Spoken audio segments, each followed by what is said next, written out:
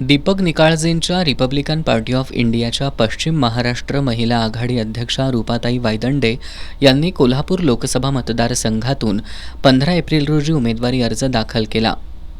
यानंतर आज त्यांनी पत्रकार परिषद घेऊन पक्षाची भूमिका मांडली. महाराष्ट्राचे मुख्यमंत्री एकनाथ शिंदे कोल्हापुरात तळ ठोकून आहेत. रोजंदारीवर लोक जमा करून शक्ती प्रदर्शन केलं जात असून जनतेला तिसरा पर्याय म्हणून आपण निवडणूक रिंगणात उतरल्याचं त्यांनी सांगितलं.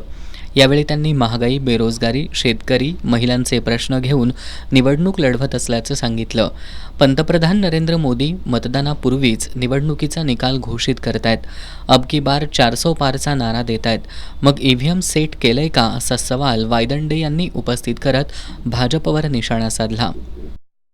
आत्ताच देशाचे पंतप्रधान निवडणुकांच्या पूर्वीच अब की बार 400 पारची घोषणा करतात. काय बरं, कुठून आला इतका मोठा कॉन्फिडन्स?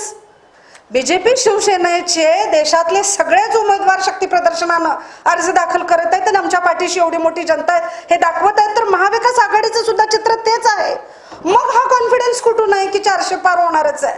मग आज या पत्रकार परिषदेच्या माध्यमातून आम्ही सामान्य माणसाची भूमिका तुमच्या समोर आणत आहोत.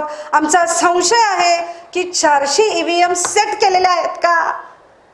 मग व्हीव्हीपॅट सुद्धा काउंट झालं पाहिजे, हा आमचा आग्रह आहे.